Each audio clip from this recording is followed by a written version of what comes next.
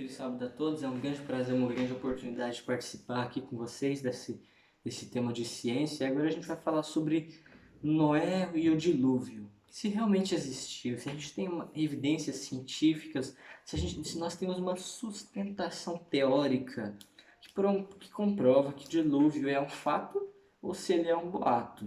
Eu vou dividir aqui em 10 questões, 10 pontos importantes. E o primeiro ponto é como os animais chegaram até a Arca, né? A gente tem que saber que antes do dilúvio era um continente só, né? A Pangeia, você conhece a Pangeia, né? Se você juntar todos os continentes, eles se encaixam em perfeita ordem, tudo. Era um continente só e a temperatura no planeta era homogênea. Então tem gente que fala que eles vieram voando lá da Austrália, né? Que vieram para a Arca, não tinha como, tinha transatlântico na época. Não, era um continente só, a Pangeia. Eles tiveram que percorrer grandes distâncias?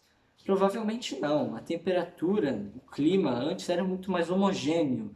Era como se fosse uma temperatura só. Então a distribuição não tinha, por exemplo, hoje em dia tem locais específicos que os animais vivem, né? Na Amazônia, no deserto, na Austrália. Antigamente não, era uma distribuição homogênea. O mesmo animal que tem aqui tinha lá. Então eles praticamente só foram ali do ladinho, né? Do ladinho. Então havia espaço para acomodar toda essa bicharada toda. Então, se havia espaço, é assim, cálculos já foram feitos e a medida da arca era de 300 por 50 por 30 côvados. Com esses cálculos a gente pode ter os resultados de que 18 mil espécies do tamanho de uma ovelha, o tamanho da ovelha é a média, né, do tamanho dos animais, se você tirar a média do tamanho dos animais e do tamanho de uma ovelha, a maioria, né, e 18 mil espécies de animais do tamanho de uma ovelha, caberia apenas um terço da arca. E se a gente colocasse toda a bicharada toda dentro dos vagões de trem, ocuparia apenas 37 vagões, só 37 vagões, a bicharada toda. E todas as espécies, agora os cálculos precisos já foram feitos, não só essas 18 mil, bem mais espécies, todas as espécies que nós conhecemos, né? Que deveriam estar dentro da arca, mamíferos, peixes não, peixe estaria na água, tá? E anfíbios e répteis e tudo mais, eles estariam ocupando apenas 56% do espaço da arca. Então, havia espaço? Havia, e havia espaço de sobra. A terceira questão. A arca flutuaria carregada? Não é muito óbvio, mas se você já andou em um barco, você sabe que o barco é bem mais estável quando ele está carregado do que quando ele não está carregado. Pelo menos para tempestades, né? Se você for fazer os cálculos certinhos, a arca é o maior barco possível o maior barco possível a ser feito de madeira. Ela é perfeita, 137 metros de comprimento. A gente faz umas comparações de tamanho com o Titanic, essa é a maior comparação que a gente faz, né? Uma das maiores, né? Se a gente tirar todas as partes supérfluas do Titanic, deveria ter academia, salão de luxo, tudo. Em termos de acomodação, se a gente tirar tudo isso e colocar a arca sobre o Titanic, a arca era tão grande na questão de acomodamento de pessoas e bichos que ela era maior do que o Titanic. Isso é incrível, né? E a outra questão é de onde é que veio tanta água, né? De onde é que veio tanta água? Recentemente, mais ou menos em 2015, descobrimos, através de um cristal de diamante, eu não vou dar muitos detalhes, mas esse cristal só poderia ser formado em água em altíssima pressão e temperatura. Fizeram essa pesquisa mesmo no Brasil, foi no Brasil mesmo, que descobriram que embaixo, nesse exato momento, desde antes e agora, existe uma camada na parte chamada zona de transição entre o granito e o basalto, que tem um oceano, realmente um oceano embaixo da água. Embaixo da água não, embaixo da terra. Um oceano de água, provavelmente em estado cristalino. E outra prova que esse oceano existe é que cavaram túneis, acho que na Bavária e na Rússia, de 12 quilômetros de profundidade. Chegaram lá embaixo e descobriram o que, que havia lá. O que, que havia lá? Tinha água, só que água aquecida e em estado cristalino, né? E a gente pode comprovar, né, que existe um oceano embaixo da água. Só que qual é a quantidade desse oceano? Se esse oceano equivale a 1% do peso de todos os materiais, né, da crosta que tem embaixo da Terra, ele equivale a mais ou menos 3 vezes mais água do que todos os oceanos da superfície na Terra. Então havia água, havia. E também havia em cima, né? Que na Bíblia diz que veio água de cima e de baixo, né? De cima tem uma opção, tem mais de uma, mas eu vou falar essa opção para não perder muito tempo, que é uma canopla de água, que não é uma opção, é uma prova, uma evidência, né, que foi comprovada já. Essa canopla de água que existiu, né, que tinha muito mais umidade antigamente na nossa atmosfera.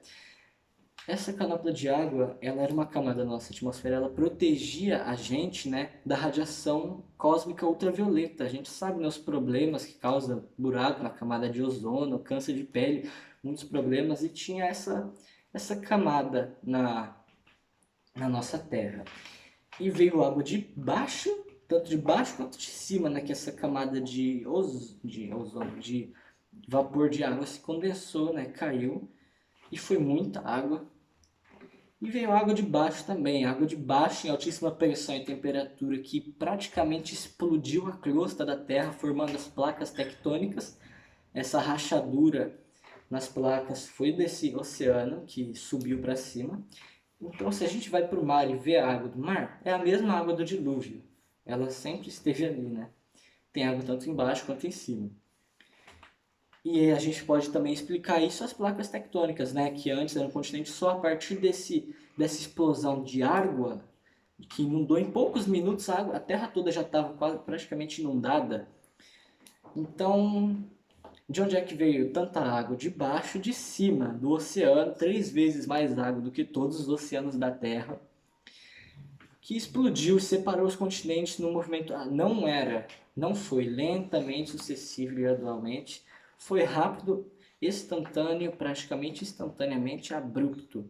A gente assistiu, né, o filme Noé, que ele é um filme que eu não gostei muito, que ele coloca Noé como um homem tirano, né, que a gente vê na Bíblia, é um homem justo, não, mas a gente vê, né, como a água explode de baixo para cima, né, nesse filme. E a outra questão, a atmosfera da Terra era diferente de hoje. Sabe aqueles Jurassic Park que tem aqui os ambers? Nesses ambers colocaram um amber de um mosquito no espectrômetro de massas e analisaram que dentro dele tem pequenas partículas de ar. E esse ar, quando ele foi liberado do âmbar, eles conseguiram fazer os cálculos e que antigamente, na Terra, antes do dilúvio, a Terra tinha 50% mais oxigênio do que hoje em dia. A gente sabe, né? Se a gente vai numa câmara hiperbárica, eu acho que é esse nome, cura até depressão e várias coisas aí, né? Se a gente aumentar o oxigênio e a pressão da câmara, cura várias enfermidades aí, é muito bom. E vai explicar uma questão aqui mais pra frente que a gente vai falar. E a datação por carbono 14, que a gente sabe que os cientistas usam para medir, para datar as coisas, né, os minerais, as rochas e tudo mais, foi afetada pelo dilúvio? Se teve dilúvio, foi sim. Você pode jogar todas as datações por carbono no lixo, não funciona, tá bom? Eu falo isso porque eu queria ser um espectrometrista de massas, e na espectrometria de massas a gente sabe de que ele mede um sinal de 10 a menos 12 de intensidade do seu sinal original. Se você entende um pouco de química analítica, você sabe que não dá para você medir um sinal de 10 a menos 12 do sinal original sem ter imprecisão ali, sabe? E é incrível também, porque é quase a mesma intensidade que o ruído. E outra prova também, a datação por carbono somente poderia existir se somente poderia funcionar por causa disso e também se a atmosfera da Terra nunca mudou. Que a gente sabe que ela mudou muito, mudou drasticamente, rapidamente, abruptamente. Então a gente sabe que a datação por carbono, ela é incidência de raios cósmicos na nossa atmosfera, que pega um nêutron, rapidamente vou explicar aqui, pega um nêutron, transforma nitrogênio 14 em carbono 14, por exemplo, a, a árvore inspira e faz o processo de fotossíntese, a vaca, por exemplo, respira o carbono 14, ela morre, aí passa uns tempos, a gente tenta medir a razão do carbono 14 e tenta datar a idade da vaca, né? Só que a gente sabe que isso não funciona, por causa que a atmosfera mudou e por causa disso, né, que eu acabei de falar, né? E a gente tem outra questão aqui, qual que é a próxima questão? E o que funciona então? A gente vê aqui, ó, se eu perguntar para qualquer cristão aqui que você está assistindo, quantos anos você acha que a Terra tem? Ela tem 6.000 anos, você vai responder. Fala isso para eles, então, eles vão falar que tem 4,6 bilhões de anos, mas não é assim. Se você pegar um, o granito, você encontra cristais de zircônio dentro desse granito. E dentro desses cristais de zircônio tem átomos de urânio que foram depositados na formação desse cristal. E esses cristais, com o passar do tempo, esses átomos de urânio se desintegram em cristais de chumbo. E esses cristais de chumbo desintegram em cristais em partículas de hélio. E a gente pode fazer os cálculos, a gente pode datar, a gente tem que saber, na verdade, a gente faz a conta, a gente sabe quantas partículas de hélio deveriam estar dentro desse cristal. A gente faz a conta e está errado. Por quê?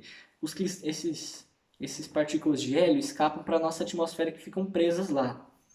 Então, a gente tem que saber, tem que ter noção de quantos átomos de hélio tem na nossa atmosfera, quantos átomos de hélio, são produzidos nesses cristais e quantos átomos de hélio ainda estão guardados nesses cristais. Você fala, rapaz, isso é complicado, mas foi provado experimentalmente, observavelmente, testável, de forma observável e testável. E você sabe quanto tempo de que isso deve estar, que na verdade isso se chama difusão de cristais de, isso se chama difusão de hélio em cristais de zircônio. E sabe há quanto tempo que isso deve estar ocorrendo, escapando o hélio para a nossa atmosfera? No máximo 6.000 anos. Então tá aí uma forma, né, de provar e também de substituir a datação carbono 14, né?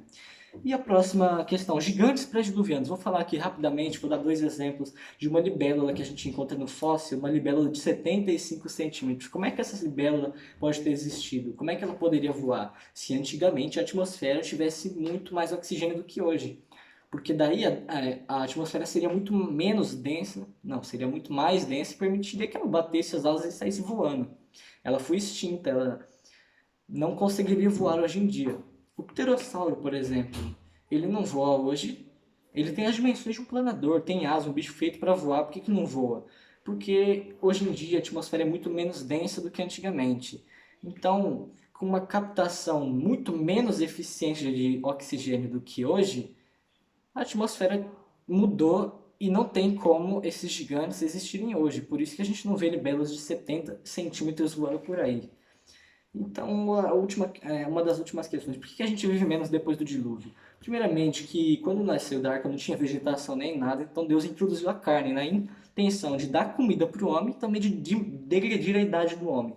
E também, olha, a gente já viu, né, da canopla de água que protegia da radiação ultravioleta, que a gente sabe quantos problemas que causam. A, a atmosfera era como se fosse uma câmara hiperbárica, eu acho que esse nome já falei, de tratamento intensivo. Eles praticamente não conheciam doenças nenhuma, não tinha nenhuma doença. Então a gente prova, né, a partir disso, a atmosfera era muito diferente, não tinha carne, era muito mais saudável a nossa atmosfera, por isso que a gente vivia muito mais e não tinha carne. E, tinha, mas a gente não comia. Uma curiosidade aqui, rapidinho, porque já está 14 minutos de vídeo. Catástrofes evolucionistas sem evidências podem, catástrofes bíblicas com evidências não podem. Você sabe que a Lua é essencial para a vida nesse planeta, né? Então, você tem que dar. Eles falam que um astro veio, atingiu a Terra e tirou um pedaço da Terra. Esse pedaço aglutinou na distância certa, na forma certa da Lua. A única prova que eles têm isso é que existe a Terra e existe a Lua, né? Mas se a Lua fosse maior, ia ser tsunami para todo lado. Se ela fosse menor, seria água estagnada. O que é água estagnada? água parada, água dengue. Água parada é dengue, significa dengue. E ela é responsável pelo eletromagnetismo que ela dá como se fosse um impulso nas placas tectônicas para fazer o eletromagnetismo, para fazer os terremotos e através do eletromagnetismo ela também consegue fazer um movimento de marés na distância certa perfeita, que significa que ela foi criada ali por um ser extremamente inteligente, um sujeito que orquestrou a vida. Então, a última, eu só queria agora falar, né, que essas foram as 10 evidências do dilúvio.